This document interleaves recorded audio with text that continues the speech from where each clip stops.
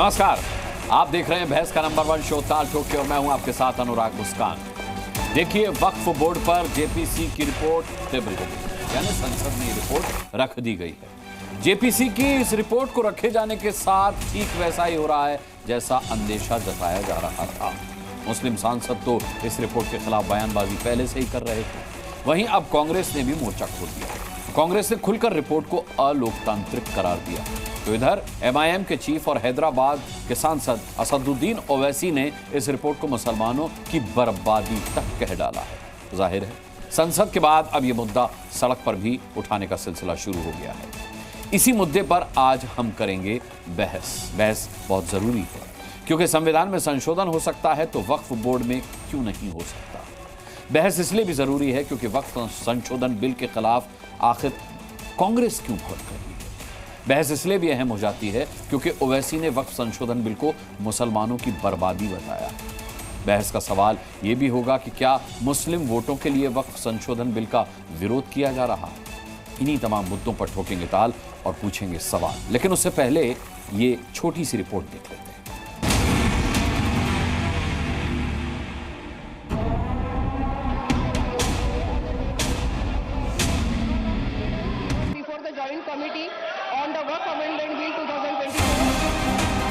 मैं उसको कंडेम करता हूं और ऐसे फर्जी रिपोर्ट को हम कभी नहीं मानेंगे, सदन कभी नहीं मानेगा।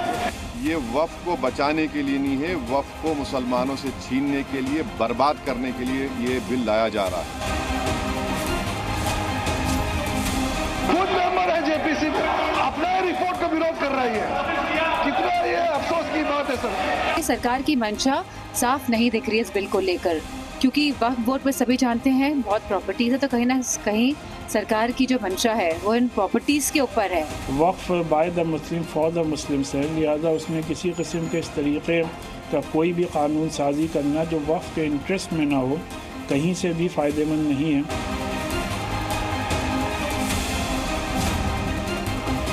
कुछ लोग देश को तोड़ने की साजिश करते हैं। पूरे देश में मुसलमान के खिलाफ नफरत को भुना और उस नफरत को काटना है, इसके अलावा कुछ नहीं है। ये पूरी तरीके से बर्बाद करने की साजिश है, पूरे वक्त को बर्बाद कर रही है। उनके साथ चर्चा के बाद हुआ है, उनको मैंने मनीष तिवारी विपक्ष के जो डिस्प्यूट्स है एक सिर कर आप संसदीय कार्यप्रणालिका के उपयुक्त रूप में जो जोड़ना है वो जोड़े, इसमें मेरी पार्टी को कोई आपत्ति नहीं। ये बिल जो है जबरदस्ती अननेसेसरी थोपा जा रहा है, सिर्फ ये बता करके ये बिल हमारे हित में है।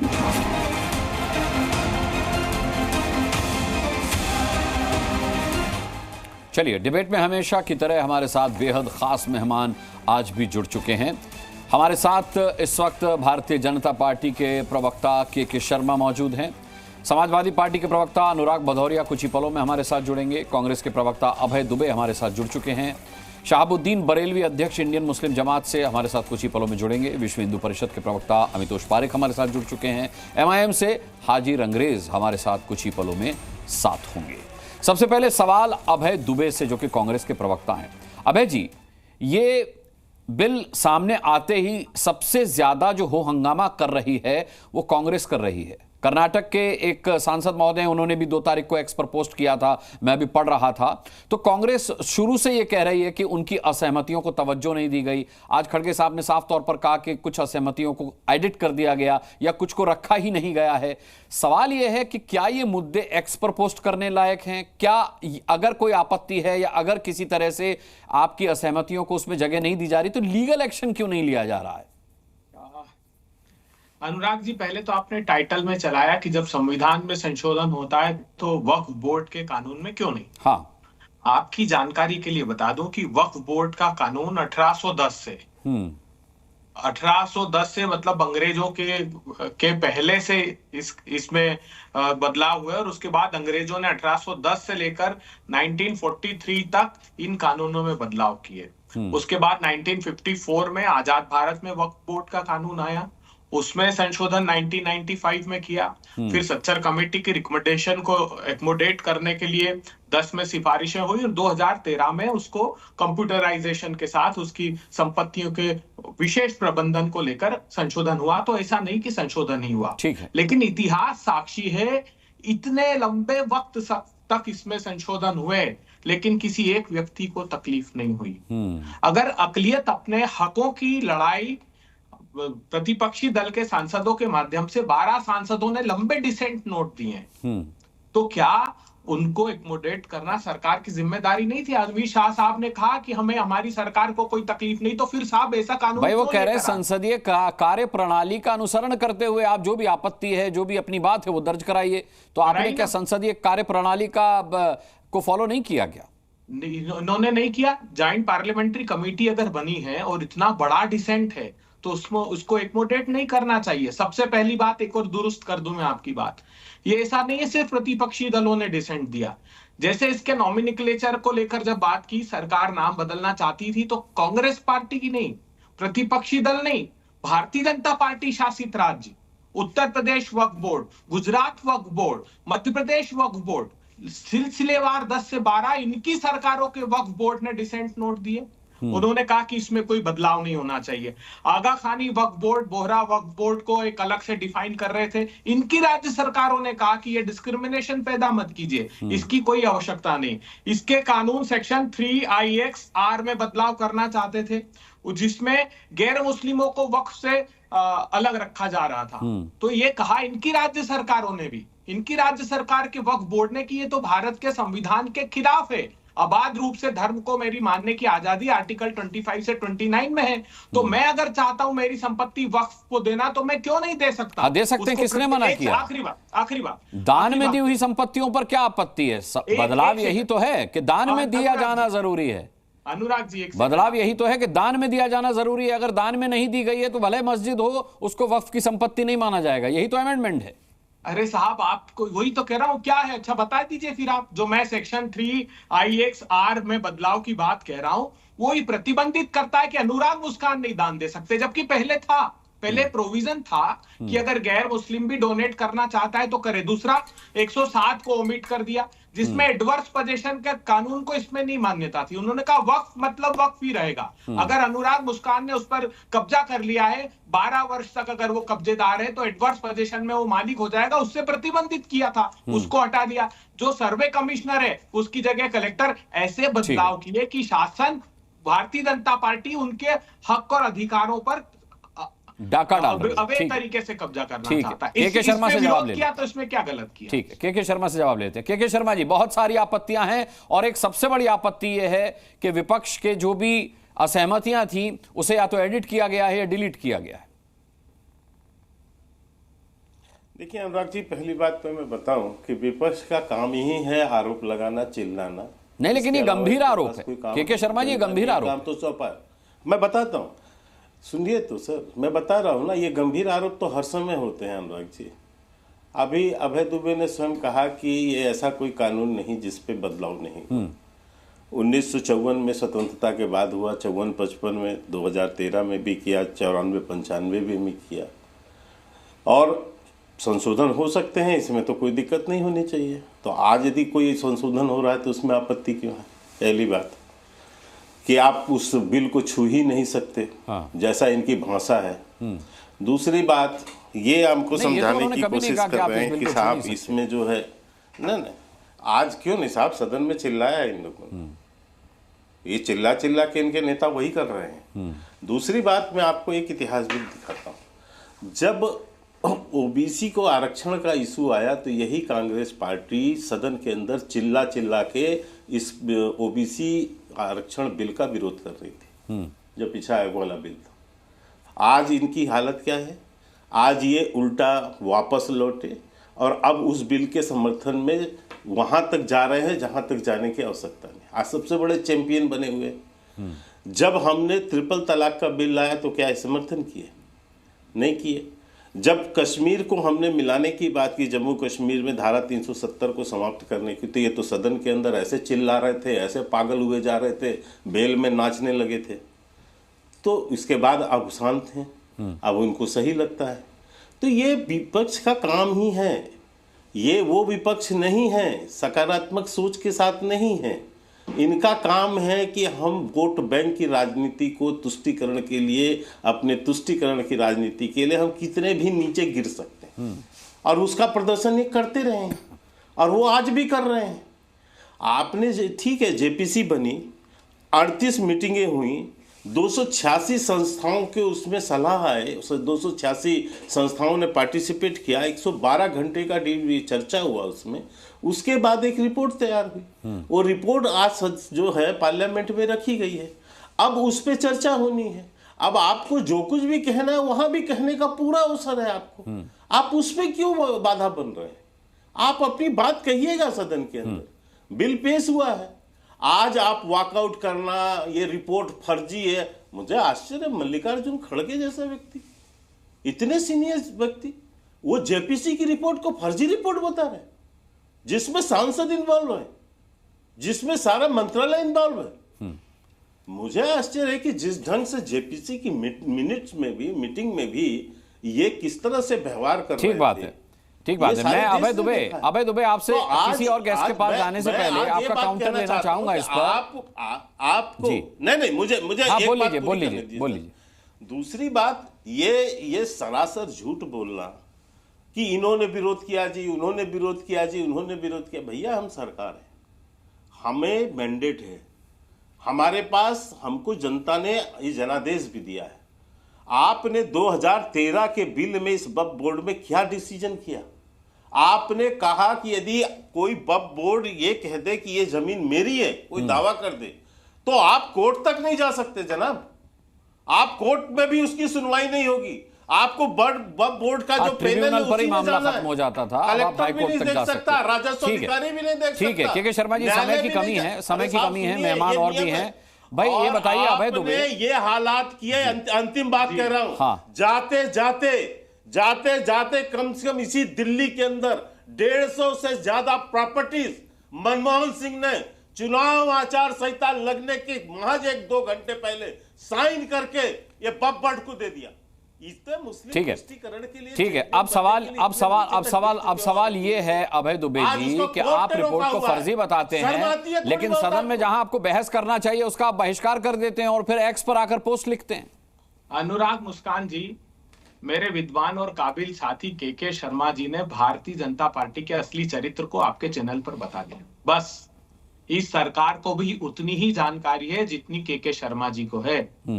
इसके मेरिट पर मैंने क्लॉज वाइज बताया। इसके मेरिट होल्डर हो, तभी जनता ने रोड पे खड़ा कर दिया है। मैंने क्लॉज, जनता ने रोड पे खड़ा कर रखा है आपको, क्योंकि आप पीएचडी होल्डर हो कानून के। मैं तो बीच में बोला नहीं। हाँ ठीक है, उनको बात खत्म करने दीजिए, बाकी मेहमान भी हैं, समय कम। आपने मुझे व्यक्तिगत बोला, इसलिए बोल दिया मैंने। बात नहीं, आपने मुझे व्यक्तिगत बोला इसलिए जवाब दिया मैंने आपको। चलिए सेक्शन 108। नहीं, काबिल दोस्तों ने कहा इतनी जानकारी है, वो मेरी जानकारी पे प्रश्न उठा रहे थे, इसलिए मैंने उनको बता दिया कि इतना बड़े पीएचडी होल्डर हो तो रोड पे रखा है जनता ने आपको। अनुराग जी, चलिए आप इनको बुला लीजिए, इनको मेरिट पर तो बात नहीं, बोलिए अभय जी, बोलिए, बात खत्म कीजिए। भाई फर्जी क्यों नहीं? मैं मेरिट पे ही कर रहा हूँ। जो आप जैसे मैं झूठ नहीं बोलता, मैं फर्जीवाड़ा नहीं करता। अच्छा ठीक है, बात खत्म हो जाने दीजिए। के शर्मा जी, अभय जी की बात खत्म होने दीजिए। भाजपा स्टेट ने इसका विरोध किया है, आप बताइए किस भाजपा स्टेट ने विरोध किया है? आप बताइए। उत्तर प्रदेश वक्फ बोर्ड ने, गुजरात के वक्फ बोर्ड ने, मध्य प्रदेश के वक्फ बोर्ड ने। पढ़िए तो सही, आप दिखाओ कागज कहां क्या विरोध कर दिया इसका। रिपोर्ट पढ़कर आते नहीं है, दिक्कत ये है आपके साथ। क्लॉज वाइज मैंने पढ़ा हुआ भैया, आप दिखाओ। मैं तो आपको चुनौती दे रहा हूँ, आप दिखाओ वक्फ बोर्ड का कहां पर है, वहां पर विरोध दिखाओ मेरे को। चलिए ठीक है, चैनल में केवल अभय दुबे झूठ बोलते हो बैठ के यार। अच्छा तो मुझे बता, थोड़ा सा शर्म किया करो। सेक्शन वाइज बताया आपको मैंने, अब आप एक्चुअली क्या है, क्या सेक्शन वाइज बताया? इस झूठ का तो सच बताओ, इस झूठ का सच बताओ ना। आपने 12-13 स्टेट बोल रखे हैं, आपने 12-13 भाजपा के स्टेट बोले। आप मुझे बताओ कौन 12-13 स्टेट है? ठीक है, कौन से 12-13 स्टेट? ठीक है, चलिए ठीक है। डिबेट केवल आप दोनों के बीच ही नहीं, मैं लौटूंगा, समय रहा तो अनुराग भदौरिया हमारे साथ है। अनुराग भदौरिया, अगर सरकार की मंशा यही होती कि उसे कुछ एडिट करना होता या डिलीट करना होता, तो फिर जेपीसी का प्रावधान ही क्यों किया जाता? फिर तो जो करना था कर दिया जाता, जैसा कि आप कहते हैं तानाशाही चल रही है इस देश में। देखो वो तो चल रही है, इसमें तो कोई दो राय नहीं है। वो तो आप ही समझते हैं और पूरा देश भी जान चुका है। जो चरित्र आज भारतीय जनता पार्टी का है, उसको लोकतंत्र में विश्वास नहीं है। ना लोकतंत्र में विश्वास है, ना हिंदुस्तान की संस्कृति संस्कार में विश्वास है, ना उसको हिंदुस्तान के जो लोग, जो विभिन्न जाति धर्म के लोग यहाँ पे रह रहे हैं, उनमें कैसे एकता बनी रहे, कैसे प्यार मोहब्बत बनी रहे, उसमें भी विश्वास नहीं है। वो नफरत की राजनीति को बढ़ावा देते हैं और कैसे सत्ता मिल जाए नफरत की राजनीति पे, उसी का वो एजेंडा चलाते रहते हैं। उनको जनता से मतलब होता तो विकास की राजनीति करते ना, वो नफरत की बात क्यों करते हैं कि वक्फ बोर्ड की बात क्यों कर रहे हैं बार बार। ये हर उस चीज की बात करेंगे जहां समाज के अंदर में कहीं ना कहीं चर्चा होती रहे, कहीं ना कहीं इस बात पे चर्चा होती रहे, धर्म के नाम पे चर्चा होती रहे, जिससे कि उनका मामला अच्छी तरह से चलता रहे। अब सवाल ये है, आप वक्फ बोर्ड की बात कर रहे हैं, अरे इस देश के अंदर में आप चाहते क्या, पहले ये बता दीजिए। आपका खुद का एजेंडा क्लियर नहीं है कि आप वक्फ बोर्ड से क्या चाहते हैं। आप पास्ट की बात कर रहे हैं, लेकिन आप क्या चाहते हैं बताइए ना। क्या उत्तर प्रदेश के अंदर में विधानसभा में वक्फ बोर्ड का बिल लेके आए और बिल अभी भी वहां पे उसमें चल रहा है, पेंडिंग में चल रहा है। आप उसमें क्या संशोधन करना चाहते हैं, जनता के सामने लेके आए, क्या संशोधन हुआ? क्या उत्तर प्रदेश का बिल का लेके आए, क्या संशोधन किया उन्होंने? या केंद्र में जो बिल लेके आए, जब इनसे जेपीसी में गया हुआ है, जब वहां जेपीसी में बात हो रही है, दिल्ली उत्तर प्रदेश के अंदर में चर्चा चल रही है, तो आपकी चर्चा का मतलब ही नहीं, आप चाहते क्या? दरअसल में इनका एक ही नीति है, सारी जमीन बीजेपी को मिल जाए, देश की जमीन सब इनको मिल जाए और इनके मित्रों को दी जाए। बस इतनी सी बात है, इतनी सी बात है इनकी। ये मित्रों को जमीन देना चाहते हैं, उसके लिए एक एजेंडा निकालते हैं, कहीं ना कहीं से खोज के लाते हैं। ये देखिए वक्फ बोर्ड ने जमीनें कब्जा कर ली। अगर जमीनें कब्जा कर ली, कोई भी जमीन कब्जा करेगा तो छोड़वा दीजिए, किसने आपको रोका है? कोई लीगल तरीके से अगर जमीन कब्जा कर रहा है तो जिम्मेदारी सरकार की होती है कि उसको ले लेना, लेकिन इसके मतलब आप चर्चा कर रहे हो। अगर आप बता दीजिए कौन सी जमीन है जो कब्जा की है, वो कोर्ट ने ले लीजिए, चलिए बताइए आप कोई जमीन का नाम बताइए। ठीक है अनुराग भदौरिया, समय की कमी है, के शर्मा जी से जवाब ले लेते हैं, फिर मैं रुक करूंगा शहाबुद्दीन बरेलवी साहब। इनकी समझ पे मुझे बड़ा आश्चर्य है। इन्होंने कहा कि उत्तर प्रदेश में यदि वो चर्चा चल रही है तो फिर केंद्र में जेपीसी बिल लाने का क्या मतलब है? बड़ा आश्चर्य आदमी है भाई। केंद्र है, एक उत्तर प्रदेश राज्य है। आप ही कह रहे हैं ना कि जब वहां पर बिल रखा हुआ है उत्तर प्रदेश में, केंद्र में जेपीसी बनाने का क्या मतलब है? आपका ये जवाब है? मुझे आश्चर्य, बिल अटका रहे भाई, उत्तर प्रदेश एक राज्य है। ठीक है, मैं आप दोनों को माफी के साथ रोकना चाहूंगा। मरकजी चांद कमेटी से चेयरमैन हमारे साथ खालिद रशीद फिरंगी महली साहब जुड़ गए हैं। मैं 2 मिनट उनके पास रह करके फिर इस डिबेट में लौटता हूं। हालांकि फिरंगी महली साहब डिबेट का हिस्सा हैं। फिरंगी महली साहब, मैं सुन रहा था कि आपने कहा कि जो चीजें वक्फ बोर्ड के इंटरेस्ट में नहीं है वो अमेंडमेंट, उन पर आपको शंका है, उन पर आपको शक है। ये किस तरीके की शंका है, किस तरीके का शक है? इसको आप क्यों नहीं सही मानते? देखिए, अव्वल बात तो ये है कि लोगों के जहनों में ये बात क्लियर होनी चाहिए कि वक्फ जो है वो bye the Muslim for the Muslim है। वक्फ वो होता है जो कि हमने, एक इंसान ने, एक मुसलमान ने अपनी मिल्कियत से निकाल करके उसको अल्लाह की मिल्कियत में दाखिल कर दिया हो, उसी को वक्फ कहते हैं। ठीक है। लिहाजा बार बार जो ये इल्जामात लग रहे हैं बेबुनियाद कि मुसलमानों ने जैसे किसी दूसरे की जमीनों पर कब्जा कर लिया हो, ये बिल्कुल ही बेसलेस है। क्योंकि हमारे बुजुर्गों ने खुद अपनी जमीनें अल्लाह की राह में जो दी, उन्हीं को वक्फ किया गया है। अब इन 90% वक्फ की जितनी भी जमीनें हैं ऑल ओवर द कंट्री, उसमें 90% जो है वो मसाजिद, कब्रिस्तान और दरगाहों की शक्ल में है। लिहाजा जो भी पर्सनल लॉ बोर्ड ने भी और मुस्लिम ऑर्गेनाइजेशंस ने जेपीसी के सामने बहुत डिटेल में मुल्क के कानून को और इस्लामी शरीयत को मद्देनजर रखते हुए अपनी तमाम बातें रखी, उनमें से कोई भी अपने ऑब्जेक्शन को ज़ाहिर इन अमेंडमेंट में इनकॉर्पोरेट नहीं किया गया। तो इतनी बड़ी जो एक्सरसाइज हुई, उस एक्सरसाइज के माने क्या रह गए। और फिर देखने हमारे यहाँ जो भी अमेंडमेंट्स किए गए हैं इस वक्फ एक्ट में, इसमें जो सबसे ज्यादा जिस पर एतराज है वो वक्फ बाय यूजर का है। अगर आप वक्फ बाय यूजर को खत्म करते हैं तो ऑलरेडी अराउंड 70 to 80% वक्फ की जमीनें डेंजर जोन में आ जाएंगी। फिर वक्फ बोर्ड जो कि पूरी तरीके से, जिसमें तमाम मेंबर्स मुसलमान होते हैं और ये मुस्लिम मेंबर्स आपस में इलेक्शन के थ्रू एक चेयरमैन इलेक्ट करते हैं, आप उसको एक नॉमिनेटेड बोर्ड में तब्दील कर रहे हैं। तो किसी डेमोक्रेसी में एक डेमोक्रेटिक नॉर्म को बालाए ताक रख करके उसको नॉमिनेटेड बोर्ड में तब्दील करने का क्या मकसद रह जाता है। हाँ। फिर हमारा ये भी कहना है कि जितने भी और मज़ाहिब के इस तरीके के ट्रस्ट हैं, कमिटीज हैं, उनमें ऑलरेडी पहले से यह कानून बना हुआ है कि उसी मजहब के लोग रहेंगे, क्योंकि उनको अपने मजहब की आस्थाओं और अपने मजहब के तमाम कवानीन के बारे में इल्म होता है। और सेम लॉ वक्फ बोर्ड में है, तो उसमें फिर नॉन मुस्लिम्स को की एंट्री क्यों की जा रही है?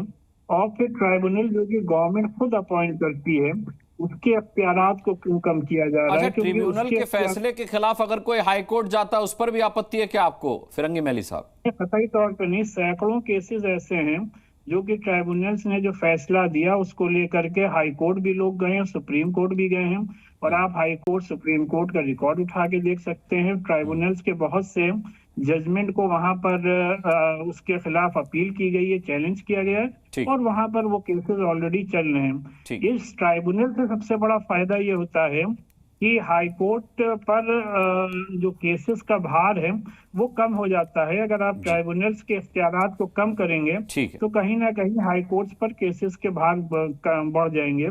इस वजह से हम लोगों की ये अपील है कि यह हमारा खालिसतन एक मजहबी मामला है, तो इसको हमें अपने मजहब के एतबार से ही इस पर अमल करने दिया। ठीक है, बहुत बहुत शुक्रिया। आपका कंसर्न हमारे पास आ चुका है। फिरंगी महली साहब, बहुत बहुत शुक्रिया हमसे बात करने के लिए। शहाबुद्दीन बरेलवी साहब, दो चीजें सामने आती हैं, एक तो विपक्ष की आवाज हो या कुछ मुसलमानों की आवाज हो, वो ये कहते हैं कि बीजेपी का जो मकसद है वो साफ है, वो तुष्टीकरण की राजनीति करती है, मुसलमानों के खिलाफ राजनीति करती है।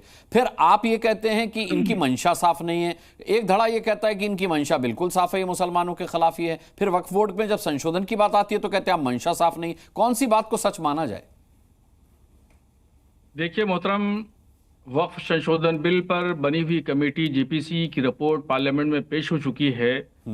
तो देखिए, हालात, ज़रूरत, तकाजे और परिस्थितियां, इन तमाम चीज़ों में जिस तरीके से ज़रूरतें होती हैं, उस ज़रूरत के तहत तरमीम और तब्दील और संशोधन होता रहता है और संशोधन किया जाना चाहिए। इसलिए पहले जो परिस्थितियां थी, हालात थी, वो अलग थे और आज अलग हैं। वाकिफ ने किस मंशा के साथ अपनी ज़मीन वक्फ की है उसका गलत इस्तेमाल हो रहा है जी। और वक्फ बोर्ड जो पूरे हिंदुस्तान में है, ये करप्शन का अड्डा बन चुके हैं। इनके चेयरमैन, मेंबरान, संबंधित अधिकारी ये भू माफियाओं से मिलकर के वक्फ का गलत इस्तेमाल करते हैं, करोड़ों की जमीनों को रेवड़ियों के हिसाब से बेचते हैं, खरीदो फरोख्त करते हैं। इन तमाम चीजों पर लगाम लगना चाहिए, बंदिश होना चाहिए। और सबसे मेन बात है कि वाकिफ यानी जो जिसने जमीन वक्फ की है, उस वाकिफ की मंशा ये है कि नेक के काम, खैर के काम, दीन के काम, कौम, मजहब और मिल्लत के काम उसकी आमदनी से किए जाएं। ठीक है, यानी गरीब, कमजोर, लाचार, बेवा, यतीम। शहाबुद्दीन बरेलवी साहब, आप जितनी बातें कर रहे हैं मुझे लगता है कि हाजी रंगरेज को एक भी बात पसंद नहीं आ रही होगी। उनका मुंह भी बता रहा है, उनके चेहरे की भाव भंगिमाएं बता रही हैं कि उन्हें ये बात पसंद नहीं है। ओवैसी साहब ने क्यों कहा है कि ये बिल वक्फ के खिलाफ नहीं, मुसलमानों के खिलाफ है, उनकी बर्बादी का एक बिल है ये, जबकि आपने सुन लिया शहाबुद्दीन बरेलवी साहब किस कदर इससे इत्तेफाक रखते हैं। मोहतरम, आपने पॉलिटिकल लोगों को टाइम दिया तो मुझे भी तो टाइम जी, समय की कमी है, मैं बाकी सबको समय देके समय बचता है तो मैं निश्चित आऊंगा आपके पास। मैं बीजेपी के प्रवक्ता साहब से देखिए, रिजवी साहब बीजेपी के ही लोग हैं और ये लगातार ऐसे बयानबाजी करते रहते हैं। मैं दूसरा उत्तर प्रदेश के चेयरमैन है, मेरा एक सवाल सुन लीजिए। रुक जाइए सर, रुक जाइए। अरे मेरा सवाल उत्तर प्रदेश के चेयरमैन के ताल्लुक से है कि उत्तर प्रदेश के चेयरमैन जुफर फारूकी साहब के कौन से जौहर और लाल लगे हुए हैं? मोहतरम बीजेपी के प्रवक्ता साहब बता दीजिए कि वो मायावती जी के जमाने में भी चेयरमैन थे, अखिलेश यादव जी के जमाने में चेयरमैन थे और हमारे योगी जी के जमाने में भी चेयरमैन है। ये कौन सी खूबी है इनके अंदर? मैं पूछ लेता हूँ, हाजी रंगरेज़ बोलिए। देखिए, मैं कहना चाहूंगा कि जिस तरीके से वक्फ की संपत्ति, पहले आप उसको समझना पड़ेगा अनुराग भाई, वक्फ संपत्ति होती क्या है। वक्फ की संपत्ति वो होती है जो मैं अपने पैसों से खरीदूं और फिर मैं उसे वक्फ कर दूं, ना कि सरकार के द्वारा। जैसे 99 साल का पट्टा मिलता है, दिल्ली में होता है, सारे राज्यों में भी होता है कि 99 साल के लिए सरकार अपनी जगह हमें दे देती है और फिर हमसे 99 साल बाद ले सकती है या कभी भी ले सकती है जब उन्हें यूज करना हो। मगर ये संपत्ति हमारी पर्सनल संपत्ति है, प्राइवेट प्रॉपर्टी है। ये सरकार इस बिल को लाकर हमारी संपत्तियों को छीनने का काम कर रही है और अपने जो मित्र हैं उनके अडानी, अंबानी, उनको देने की बात कर रही है। ये वक्फ की नहीं, मेरी जमीन है, तो वो ट्रिब्यूनल के अलावा बाकी अदालतों में भी जा सकता है। इसमें आपको क्या आपत्ति है? इसमें छीना झपटी कहां हो गई? ये तो हक हुकूक की बात हो गई, उसका दायरा बढ़ा दिया गया है न्याय मांगने के लिए। देखिए, हक और हकूक, अनुराग अनुराग भाई, आप हाई कोर्ट जाइए, आप सुप्रीम कोर्ट जाइए, आप ट्रिब्यूनल में जाइए, आप सब जगह जाइए। अभी बीजेपी के प्रवक्ता, जो नेशनल प्रवक्ता है, वो झूठ बोल रहे थे टीवी पर बैठकर कि वक्फ की संपत्ति को अगर कोई कह देगा मुसलमान की ये वक्फ की संपत्ति है, उसकी हो जाएगी। मैं कहता हूं ये बिना पढ़े लिखे आते हैं, इनके दिल और दिमाग में मैं उदाहरण देता हूं, लगातार मुसलमानों को निशाना एकड़ जमीन जब से इन्हें पता लगा, इनके पेट में दर्द हो गया, इनका दिमाग खराब हो गया, इनके दिल और दिमाग में जो नफरत है इस्लामोफोबिया। अरे फेरिस्त लंबी हाजिर अंग्रेज, मैं कह रहा हूं देश की तमाम बड़ी जगहों को वक्फ की संपत्ति बताया गया है, साबित नहीं कर पाया कोई, तो फहरिस्त लंबी है। आपने ऐसे कैसे कह दिया कि ये झूठ बोल रहे हैं? इनके पास भी फहरिस्त है, मेरे पास भी फहरिस्त है। मैं समय की कमी है, अमितोष पारिक करूंगा। अमितोष पारिक, मैं अभी लिस्ट पढ़ा दूं सर। हाँ, मुझे पता है। अमितोष पारिक सर, तमिलनाडु के मंदिर को 1500 साल पुराना मंदिर तमिलनाडु का, उसको वक्फ बोर्ड कह रहा है हमारी जमीन। जी अमितोष जी को बोल लेने देते हैं, फिर आता हूं मैं आपके पास। नहीं है सर, आपको पढ़ लिख कर आया करिए। पूरे गांव को कह रहा है कि वक्फ की जमीन है, जिसको 1500 साल से पूजा जा रहा है। सूरत का नगर पालिका 1500 साल से जिस मंदिर में पूजा हो रही है, वो वक्फ की जमीन कैसे हो जाएगी? वो वक्फ की जमीन कैसे हो जाएगी? हाजिर अंग्रेज। अमितोष पारिक जी को लाते हैं। अमितोष पारिक जी। धन्यवाद अनुराग जी, कि जिस तरह से अनुराग भदौरिया जी ने और अभय दुबे जी ने वक्फ को बचाने का प्रयास करा और एक उन्हीं के अगेंस्ट मुस्लिम अपीसमेंट पॉलिसी का जाल जो है उन्हीं के विरुद्ध पिच गया। देखिए, वक्फ के अंदर में जो अभय दुबे जी मेरिट्स की बात कर रहे थे, सेक्शन 3 में लिखा है कि जो मान ले the person who thinks considered as a वक्फ। सेक्शन 8 में सर्वे कमिश्नर को हटा के उसकी पावर दी, जिसमें पब्लिक फंड को यूज कर रहे थे आप सर्वे के लिए। आप औकाफ लिस्ट बना लेते हैं जिसके अंदर में नोटिस नहीं दिया जाता है, लिमिटेशन एक्ट आप पे एप्लीकेबल नहीं होता है। शरीयत कानून को मानने वाले लोग वक्फ को मानते हैं, सेक्युलर देश के अंदर में कम्युनल कानून को बचाने वाले बहुत सेक्युलर देश के लोग बात करने लग गए जिसमें वक्फ की कोई एप्लीकेबिलिटी नहीं थी। अच्छा ठीक है, अनुराग दुबे जी को तो बचाने का प्रयास करना पड़ेगा। अनुराग जी क्यों बचाएंगे दुबे जी? क्यों? क्योंकि आजम खान के ऊपर में एलिगेशन लगे थे। सेंट्रल वक्फ काउंसिल ने report, fact finding committee report बनाई, ट्रस्ट बना दिया गया और उसको एक स्कूल के लिए यूज कर लिया गया, जिस स्कूल की फीस बहुत हैवी हो गई। सुन्नी और शिहा ने अपनी दुकानों से रेंट लेने चालू कर दिए। जिस देश के अंदर में वक्फ को लगातार आगा खानी से दूर रखा गया, बोहरा से दूर रखा गया, वक्फ अल-अलाद में मुसलमानों ने महिलाओं का अधिकार छीन लिया। और ऐसे कानून में जो 95 के अंदर में बाय पर्सन प्रोफेसिंग इस्लाम को चेंज करके 2013 में बाय पर्सन एनी पर्सन कर देता है। आज वो लोग बात कर रहे हैं कि संशोधन कब हुआ। मुझे लगता है कि जेपीसी कमेटी में जिस तरह से सच्चर कमेटी 2006 की रिपोर्ट तो मानेंगे ये, उस सच्चर कमेटी 2006 की रिपोर्ट में लिखा गया था कि मुसलमानों की महिला भी कमेटी के अंदर में महिला को भी रिप्रेजेंटेटिव रखना चाहिए, 2 नॉन मुस्लिम टेक्निकल एक्सपर्टीज रखने चाहिए। उस सच्चर कमेटी की रिपोर्ट तो मान लीजिए 2006 में बनी थी।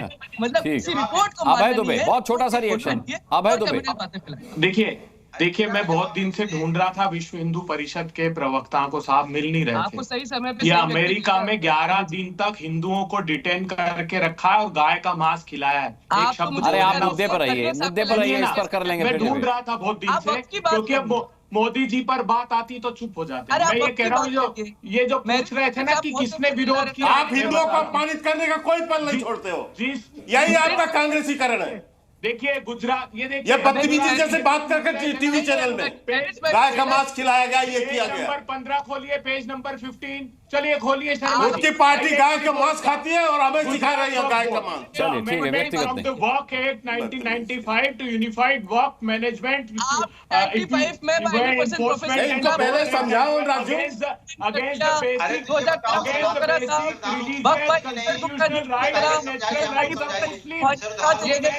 ये कह रहा है गुजरात का डिसेंट जो दिए हैं, गुजरात, उत्तर प्रदेश, मध्य प्रदेश के जो फैक्ट फाइंडिंग रिपोर्ट में आए थे, डिसेंट दिए हैं। तो आप इनके साथ बात करिए, इनको रिपोर्ट करते हैं। दिक्कत इनके नेताओं ने जो वक्फ के नाम पे करप्शन करे हैं, उस करप्शन को कैसे करप्शन के खिलाफ एक को किसने मना किया? इसमें कौन सा? अच्छा, अनुराग भदौरिया एक लाइन। देखिए, मैंने आपसे बोला ये भारतीय जनता पार्टी की बातें कर रही है, जो यहाँ बैठे हुए हैं विश्व हिंदू परिषद वाले, बताइए सनातन की जो मौत हुई भागलड़ में, पूरा क्या मुंह से एक शब्द निकला? आजम खान की फैक्ट फाइंडिंग कमेटी रिपोर्ट सब देश के सामने आई है। ठीक है, की वजह से वहां तो ठीक है। क्लोजिंग कमेंट के शर्मा जी, क्लोजिंग कमेंट।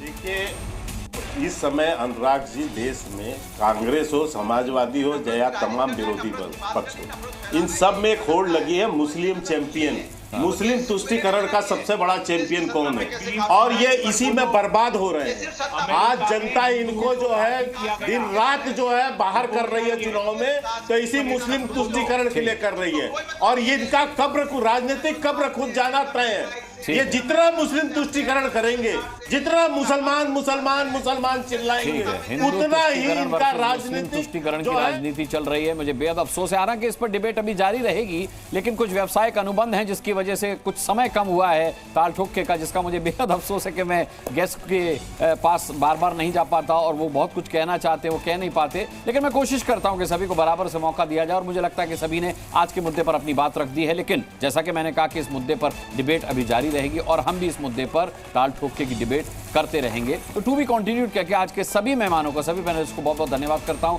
आप दर्शकों का भी बहुत बहुत धन्यवाद। कल शाम 5 बजे फिर एक मुद्दे पर ठोकेंगे ताल, पूछेंगे सवाल। तब तक के लिए अपना बहुत बहुत ख्याल रखिएगा। अभी के लिए मुझे इजाजत दीजिए, नमस्कार।